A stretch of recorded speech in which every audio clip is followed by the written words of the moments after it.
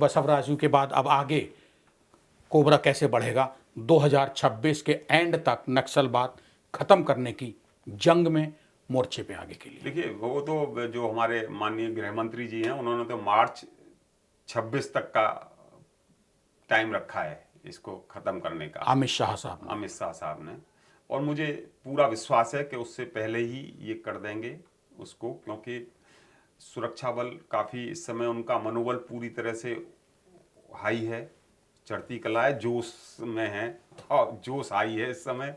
और दूसरा है कि जैसे ही एक बार वहाँ से इनका जो शिकंजा हटेगा नक्सलियों का, तो जो आम जनता है वहाँ की, हमारे आदिवासी भाई बहन हैं, वो अपनी आज़ादी फील करेंगे। सेंट्रल गवर्नमेंट की सारी जो योजनाएं हैं और स्टेट गवर्नमेंट की योजनाएं वो जाएंगी, उनके पास सब कुछ देखने को होगा, उनके पास सोचने को होगा, एक आज़ादी की सांस लेंगे वो लोग। अभी तो उनके बिना पूछे वो हिल नहीं पाते हैं गाँव से। आप मेरी बात लिख लीजिए कि जब ये नक्सलवाद खत्म हो जाएगा तो उनकी इतनी जघन्य जघन्य पाप सामने आएंगे नक्सलियों के कि आप लोगों को करेगा, अरे ये नक्सली ऐसा भी करते थे, ये ऐसा भी करते थे। वो बच्चों के साथ जो है जबरदस्ती ले जाते हैं, उनके साथ सब बातें हैं। आप 10 कंपनी या 10 बटालियन कोबरा के आईजी रहे हैं, महानिरीक्षक सीआरपीएफ में। कोबरा दुश्मन के लिए सबसे घातक, खासतौर से नक्सलवाद और टेररिज्म के लिए, और फोर्स के लिए और भारत के लिए सबसे सटीक, सॉलिड, मजबूत फोर्स है। कोबरा की 3 या 4 कोई पॉइंट ऐसे बताएं जो दुनिया में हर फोर्स को से अलग करते हैं कोबरा को। देखिए, युद्ध घोष है उस कोबरा का है, युद्धे पराक्रमी जयी। युद्ध में जो पराक्रम दिखाता है उसकी जय होती है।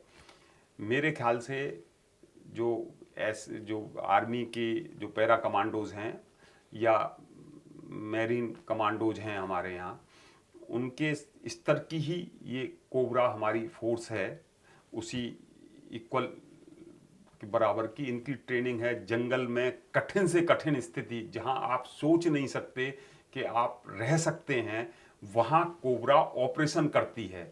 ये जो एक मानसिक रूप से अपने अंदर एक विजेता का, जंगल के विजेता हम, घातक प्रहार करते हम, ये कोबरा जब अंदर जाती है तो कोबरा के बूट से जो आवाज निकलती है वो सब जगह ये पैदा करती है कि भाई आप निश्चिंत रहो, हम हैं, हम इस नक्सलवाद को मिटा देंगे। जो मनोबल है कोबरा का, वो मनोबल को कोई बराबरी नहीं है कि हम हैं, वयम रक्षामि, हम रक्षा करते हैं पूरी तरह से।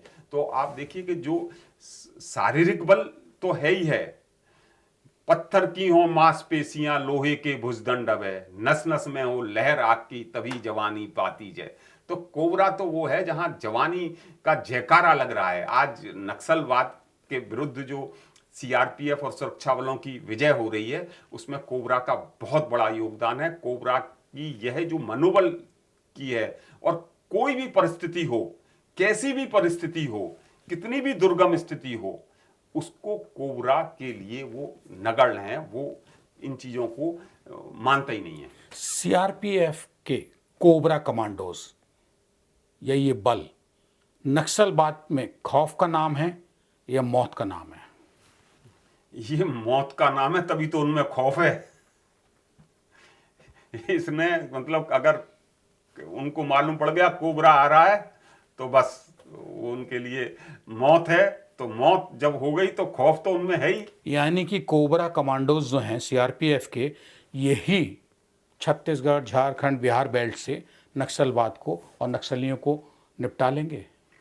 बिल्कुल। कोबरा, देखिए, कोबरा की 10 बटालियन है, सीआरपीएफ है, इसके अलावा सीआरपीएफ जो हमारी मुख्य बल है, बैकबोन है, वो सीआरपीएफ है। सीआरपीएफ सब जगह स्थायी रूप से बनाती है। जहां और भी ज्यादा स्पेशलाइजेशन की जरूरत हो, जहां और इंटीरियर में जाना हो, तो वहां फिर कोबरा जाती है। लेकिन कोबरा की केवल 10 बटालियन है हमारे पास। लेकिन वो 10 बटालियन तमाम नक्सलियों पे भारी पड़ रही हैं। बस नाम ही बहुत है, नाम बहुत है। तो ये थे हमारे साथ सीआरपीएफ के रिटायर्ड आईजी के शर्मा। जो बता रहे हैं कि कोबरा वो फौज, वो फोर्स, वो बटालियन है जो इन्होंने खुद 10 बटालियन को उसकी लीड किया है। और वो दिन दूर नहीं आने वाले वक्त में जब केंद्रीय गृह मंत्री अमित शाह का दिया हुआ जनता को, फोर्स को वचन पूरा होगा। यानी किसी भी दिन आने वाले साल में 2026 में ये सुनने को मिल सकता है कि कोबरा कमांडो की बदौलत छत्तीसगढ़, झारखंड, बिहार से नक्सलवाद भाग चुका है।